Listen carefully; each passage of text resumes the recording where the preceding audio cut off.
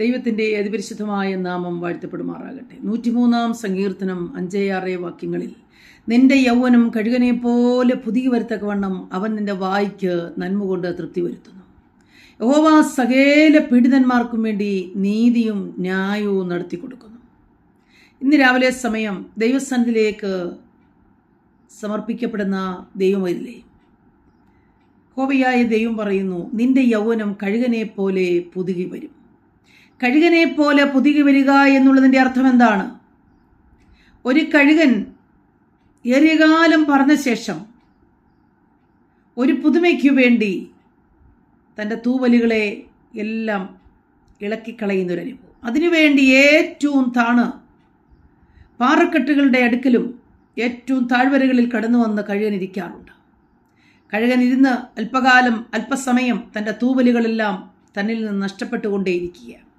തൂവലുകൾ നഷ്ടപ്പെടുന്ന കഴുകനെ നോക്കി മറ്റു പല പക്ഷികളും ചിരിക്കാറുണ്ട്, പരിഹസിക്കാറുണ്ട്.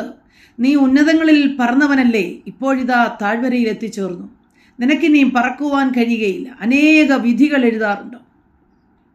അല്പസമയം കഴുകൻ തൻ്റെ തൂവലുകളെ നഷ്ടമാക്കി, അല്പസമയം ശേഷം പുതിയ തൂവലുകൾ ഈ കഴുകനുണ്ടാകുകയാണ്.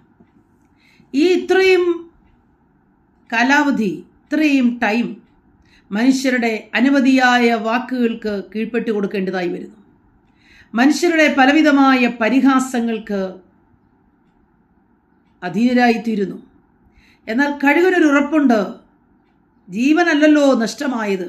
ഈ തൂവലുകൾ നഷ്ടമായെങ്കിൽ ശ്രേഷ്ഠമായ തൂവലുകൾ പിടിപ്പിച്ച് എന്നെ പറക്കുമാറാക്കുന്ന ഒരു അനുഭവം എനിക്കുണ്ടാകുമെന്നൊരു വിശ്വാസമാണ് ഈ കഴുകനെ ഈ നിലയിൽ ഇപ്പോൾ ഇരുത്തിയിരിക്കുന്നത്.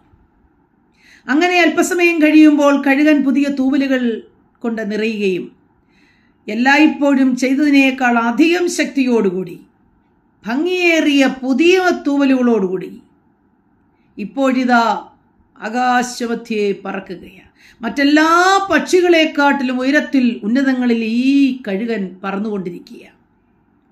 അതിൻ്റെ യൗവനം ദശ പോലെ ആദ്യത്തെ സമയങ്ങളിൽ കണ്ടപ്പോൾ വാർദ്ധക്യം വന്നുപോയി എന്ന് തോന്നുമാറായി. തൂവലുകളൊക്കെ ഒന്ന് പുതുകിക്കഴിഞ്ഞപ്പോൾ വാർദ്ധക്യത്തിൻ്റെ അനുഭവമല്ല ഇപ്പോൾ കാണാൻ കഴിയുന്നത്, യൗവനത്തിൻ്റെ അനുഭവമാണ്. യൗവനം പുതുകി വരുന്നത് പോലെ തോന്നി. പ്രിയപ്പെട്ടവരെ, പലതിനെ ഓർത്തും വ്യാകുലചിത്തരായി, പലതും നഷ്ടമായതിനെ ഓർത്ത് വേദനപ്പെട്ടും, ആത്മീയ കൃപകൾ, ദൈവിക ശുശ്രൂഷകൾ, കഴിഞ്ഞ നാളുകളായിരുന്നത് പോലുള്ള ആത്മീയ അനുഭവങ്ങൾ നഷ്ടമായിപ്പോയോ? ദൈവത്തിൻ്റെ ആത്മാവ് പറയുന്നു, കഴുകനെ പോലെ പുതുകി വരുവാൻ തക്കവണ്ണം നിന്റെ വായ്ക്ക് നന്മ കൊണ്ട് തൃപ്തി വരുത്തും. അതെ, ദൈവത്തിൻ്റെ വചനം നിന്റെ നാവിൽ നിറയ്ക്കുന്നുവെങ്കിൽ, ദൈവത്തിൻ്റെ വചനം നിന്റെ നാവിൽ നിറയുമ്പോൾ നീ ഒരു പുതുമയുള്ള മനുഷ്യനായി, ഒരു പുതുമയുള്ളവളായി മാറും. നിന്റെ എല്ലാ അനുഭവങ്ങൾക്കും ഒരു പുതുക്കം സംഭവിക്കും.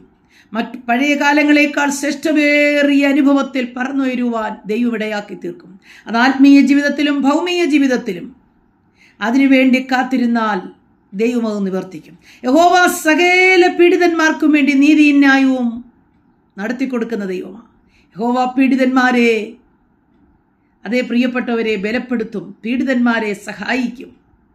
പീഡിതമായൊരു അനുഭവത്തിൽ പീഡിപ്പിക്കപ്പെട്ടവരെ പോലെ സ്വമനസാക്ഷി കൊണ്ടോ മറ്റുള്ളവരുടെ ഉപദ്രവങ്ങൾ, വാക്കുകളുടെ ഉപദ്രവം ഹേതുവായോ അല്ല മറ്റേതെങ്കിലും കാരണത്താലോ പീഡിതരായിരിക്കുന്നു, നീതിയും ന്യായവും ലഭിക്കാതിരിക്കുന്നുവെങ്കിൽ ദൈവത്തിൻ്റെ ആത്മാവ് പറയുന്നു, പീഡിതന്മാർക്ക് നീതിയും ന്യായവും നടത്തി കൊടുക്കുന്ന ഒരു ദൈവം. പരിഹാസങ്ങളാലും നിന്ദകളാലും കൂത്തുകാഴ്ചയായി തീർന്നു എന്ന് തോന്നുന്ന അനുഭവത്തെ ഈ നാളുകളിൽ ദൈവം മാറ്റി നിന്റെ യൗവനത്തെ കഴുകനെ പോലെ പുതുകി വരുമാറാക്കും. പൂർണ്ണമായും ദൈവസന്നിധി വിശ്വസിക്കുക, യഹോവയിൽ ആശ്രയിക്കുക. യഹോവ തന്നെ നിങ്ങളുടെ ആശ്രയമായിരിക്കട്ടെ.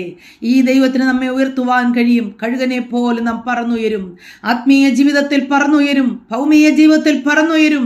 ജീവിതത്തിൻ്റെ എല്ലാ മേഖലകളിലും ഒരു ഉയർച്ച നമ്മെ കാത്തിരിക്കുന്നു. ഒരുങ്ങാം, പ്രാർത്ഥിക്കാം. ആമേൻ.